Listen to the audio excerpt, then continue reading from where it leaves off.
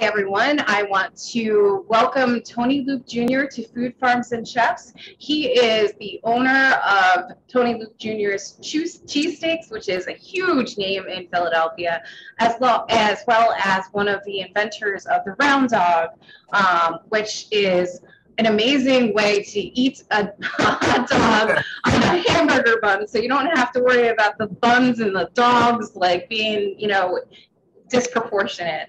But he is also going to be joining us in Atlantic City at Bally's for a concert in one of the biggest foodie towns too, because there's a lot to eat. And then you can go out to eat and go see his concert. So Tony, thank you for joining us on our show. Oh, thank you for having me. I'm so excited to talk about the Soundmind Network, the foundation, the show, what we're doing, and I'm always down for talking about food. So, of course. Now, I know Gene wants to jump in because he has some relevant questions regarding food, which will liaison into the concert. So I will hand it off to Gene. You got it. Hi, Gene. Tony, it's always a great pleasure to talk to you. One of the just most giving philanthropic people in the city of Philadelphia. And before I even get into food, I do want to talk a little bit about this concert, what it means to so many people, and the great collaboration that's going on. So for our listeners out there, I'm going to start off with a little information. This is the Soundmind Music Festival. It will be held at Bally's Atlantic City on the 26th of this month. Tickets are $50. How great is that? $50. All proceeds will be going to the Soundmind Network, which helps individuals that are struggling with mental health, addiction issues, depression, and helps them through sponsoring their creative abilities and getting them involved in the arts. The best thing about this is the lineup. So yes, we have Tony Luke Jr. performing. We also have the Bacon Brothers, another great Philadelphia name. We have the Electric Queens, which are known sometimes as the Highway Women, out of Nashville. And we have Johnny Showcase from American Got Talent, all taking stage to benefit something that is so needed today. If anybody can argue that we, don't need increased mental health support, you're out of your mind. So I'm urging people, tickets are available for the show still. There is a great auction that goes with it, and it's a great event, and we'll get back to more about that. But if you want to find out some immediate information, you can go to soundmindnetwork.org/events. Buy your tickets right there. There's an option for a VIP party if you want. So many great things. And it's all going to be hosted by Philadelphia's own Bob Kelly. What a great, great combination of Philadelphia people coming together. So that leads me to the food part, Tony. Okay. I stand out there and promote you. Right. Kevin and Michael, great Philadelphia guys. We have a lot of mutual friends. They're just great people. So many things they do for the city. Are we bringing some Philadelphia themed food down there for you guys? Is Tony Luke's going to be stepping up and doing the green rooms, and what's going on? I mean, I know Kevin likes to eat. He eats a little healthier, but Kevin likes to eat. I think that the Bally's Casino, which I want to give a massive shout out to Bally's in Atlantic City. They have been beyond incredible and generous, and they really believe in the cause, and they've gone out of their way to help us. So, my thing is, man, when people go out of their way to support a cause that affects everyone, please go out of your way and support them. And the venue we're playing in is it's breathtakingly beautiful. The concert is going to be incredible. Their food is incredible. I'm not bringing the food. So Bally's is going to do that. And they have a tremendous amount of great restaurants over there as well. And then you can get your fun in. You come, you help support, you see a concert. Then you go gamble and you get lucky and you win all the money back that you gave to support the foundation. So it's a break even for you, because I know you're going to win while you're out there. But we are in a period of the highest suicide rate ever overdose ever, mental health issues ever, depression ever. And it can't take a back seat anymore. We have to address this. And, you know, I get a chance to speak at a lot of places and talk to families who have lost children and families who have people that are struggling with addiction and mental health and trauma. And a lot of people that are dealing with that can't express themselves. It becomes very difficult because of the stigma. They're afraid that they're going to be judged or people are going to say things about them, and they kind of hide it and they lock it away. With music therapy, what I love most about music therapy and art therapy, they'll get a chance to let it out almost as if they're a third person, where it's coming out through the music, not through them. It's coming out through the sketching and the painting or the poetry, or we're partnered up with Say with Clay, which is an amazing organization where you make these clay pots and you make clay figures and plates and all of these amazing things, and you can get it out. Because what I've learned going through the tragedies is addiction. See, people look at addiction as this entity unto itself, and it is not.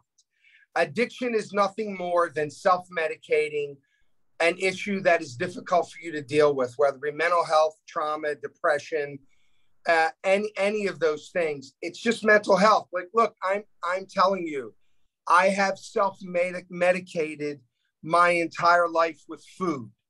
It is still the same thing. We're medicating with things that bring us comfort so that we don't have to deal with the issue at hand because it's so painful to do that.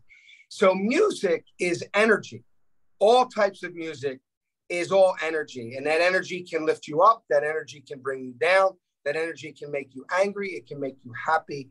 It's the gamut of emotions. And you don't even have to know the language in which music is being sung in, because it's universal. It's a feeling. It's not a language. It's a feeling. It's a language unto itself that everyone can understand. And this cause to put people through music therapy, to put them through art therapy, my goal has always been the same. I don't want any other parent to feel the pain that I felt. Yeah. I don't want any other human being to feel the pain that my son felt.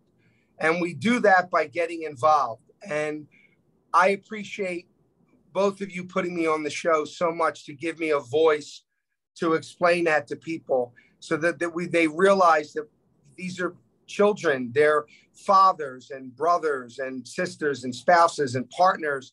They're human beings that are not getting high. They're self-medicating. They don't need to get clean. They need to get well. There's a big difference, even in the way we speak about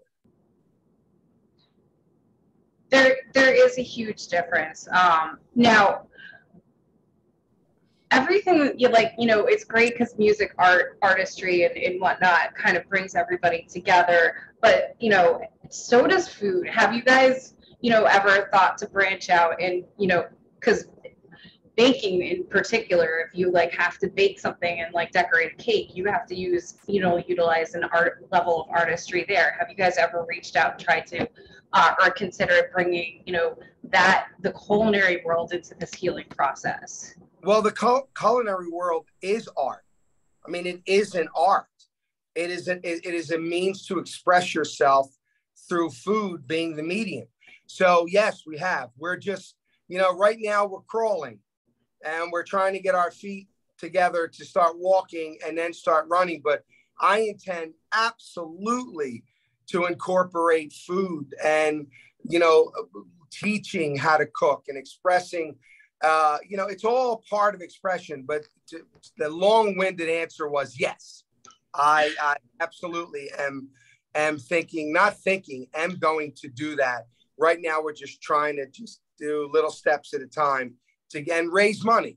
We can't do anything without money. Nothing gets done without money. We truly need that. I understand, Tony, completely. A couple of years ago, I had an opportunity to be part of an organization called Band of Brothers that was doing music therapy for veterans. Yes, I know it. an amazing concert in Philadelphia.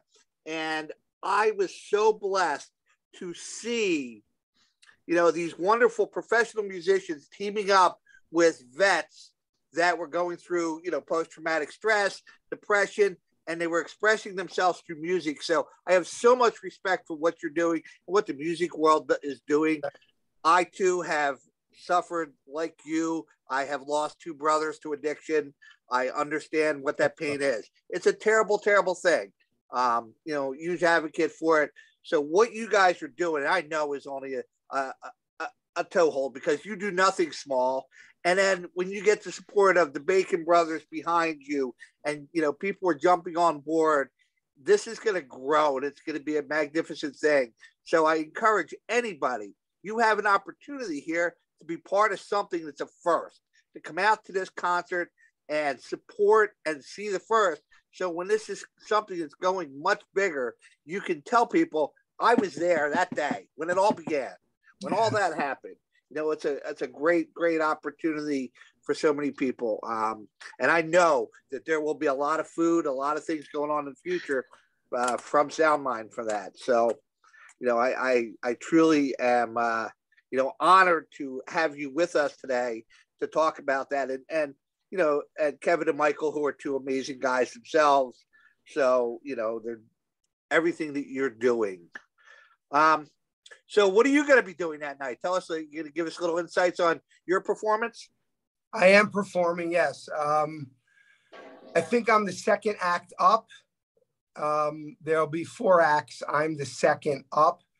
I'm doing 3 songs. I have released the album Strong in Broken Places, and it did really well, and it actually got picked up by a bigger label. So what they wind up doing was pulling the album off of all streaming services, because it's with a new label now, and they're releasing 1 song at a time. So I think July 25th will be the release of the single and the video. One More Night will be the first track, because One More Night really resonated with so many people because of COVID, because so many people were unable to be with their loved one when they passed. So, the song is about, wanting to have one more night to say goodbye. But as depressing as that sounds, it is a positive song at the end.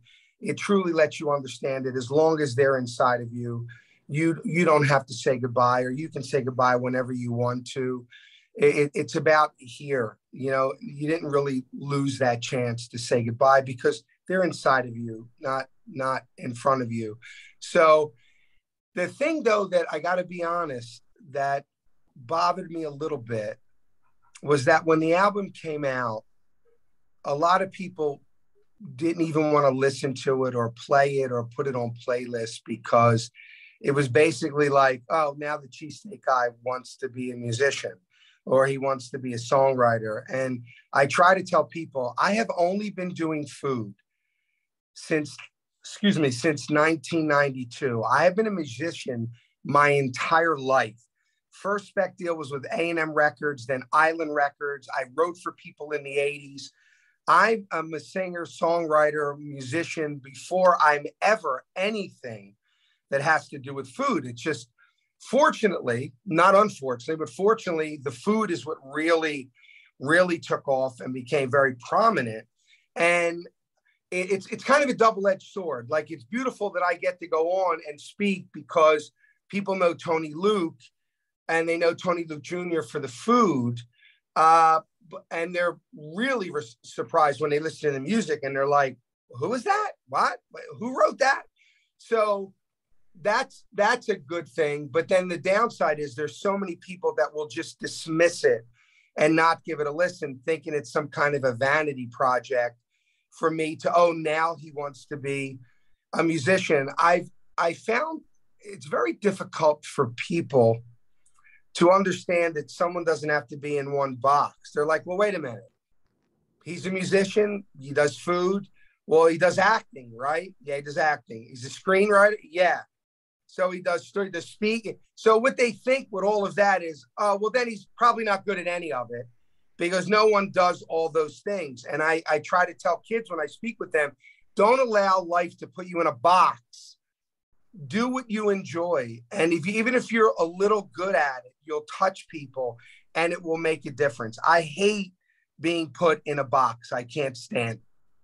I agree. And having spent 15 years in a classroom teaching high school students, it's so important that we we teach kids it's okay to go find their own way and to, find what they're comfortable with and they're strong with. And it might be a little bit different.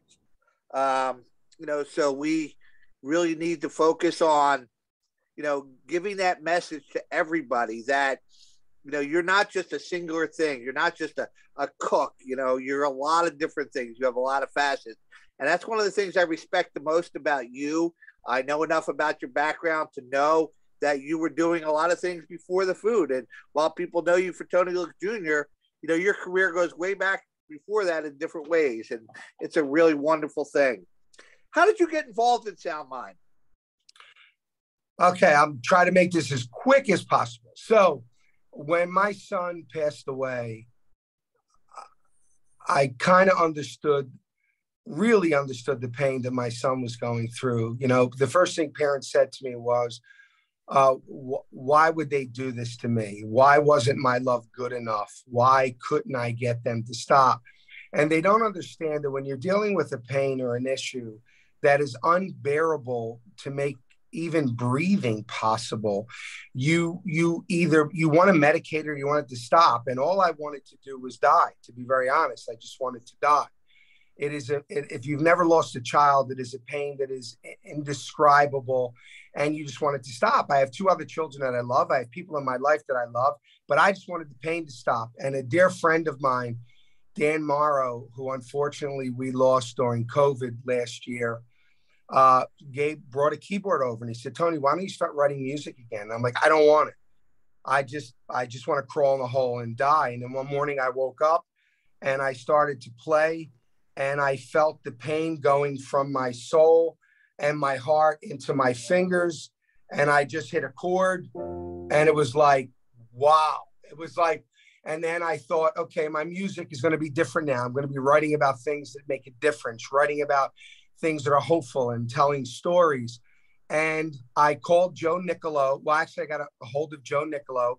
And if you don't know who Joe Nicolo is, who's listening, they call him Joe the Butcher Nicolo. He was partners in Rough House Records. Joe has 9 Grammys. He's done Lauryn Hill. He did Billy Joel's River of Dreams. He is one of the greatest mixers, but he's an amazing human being. And we sat down and we talked, and I told him how music had saved my life and kept me from doing something very stupid and removing myself from someone's life. Actually, stupid is a bad word. It's not stupid. It prevented me from committing something that would leave people behind who love me to have to deal with that pain. So he said, what do you want to do? I said, why don't we get together and put together something that can use music therapy? And he was like, I'm on board. I'll get all my contacts. We'll do the albums here. We'll do the music. And then we brought in Joseph DiGiacomo, who is amazing. He works with Wells Fargo to do the financial end of things. And then we brought in Jill Pavel, who has Heart Songs Music, to just get groups together and help with this show. And then we brought in my buddy, my brother, one of the most brilliant men I've ever known, John Moser. And then John Moser came in to kind of put and coordinate everything together. And then iHeartRadio came in and Matt Shaw and just this amazing family and Bally's. And that's how it came to be. And it's been a long road, trying to raise money because, people hear addiction and the first thing they think of, sadly, is, well, it's a choice. And it's not. It's just self-medicating, the bigger issue.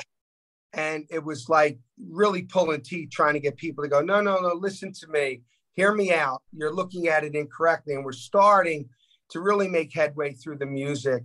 And that's how it came to be. I was a phone call to Joe, and then one to Joseph DiGiacomo, and then John Moser, and then Jill, and it kind of it snowballed. And we had other people prior to that too that were amazing, great people that came in and helped volunteer in the beginning while they had a regular job and still doing this. So we've gone through so many amazing people that are still involved and want to get involved. And it all came from an older gentleman going to the store, and he said, Tony, I heard about your son. I'm very sorry. And he said, do you mind if I asked how he passed? Was it cancer? And I said, no, he overdosed.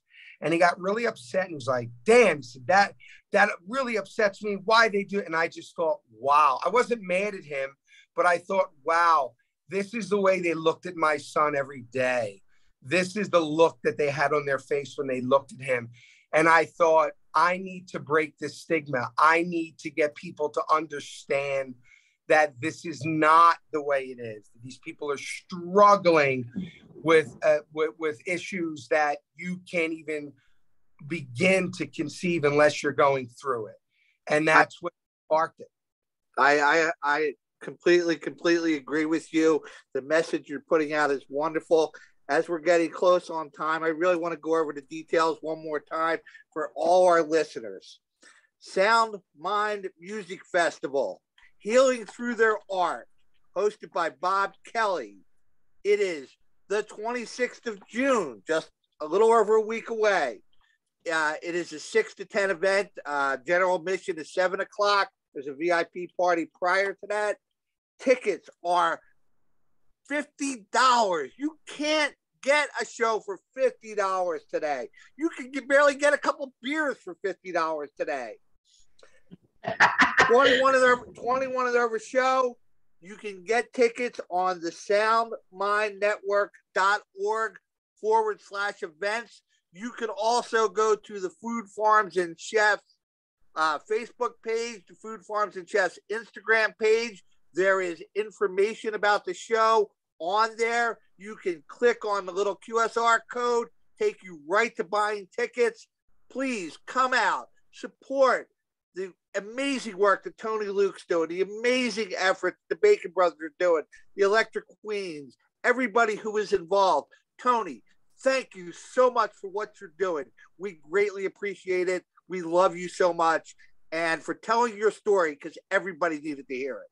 Well, right back at you. Thank you so much. But one change, I think doors open, general admission opens at 7:30, if I'm not mistaken. People can, okay. I'm sure they're going to let people in sooner, but I think 7:30 is when everyone will take their seats and get ready, and the show will start at 8 o'clock. All right. Thank you. We can't wait to see you. Same here. Thank you, Tony. Thank you. God bless. Take care, everyone. All right. Bye-bye.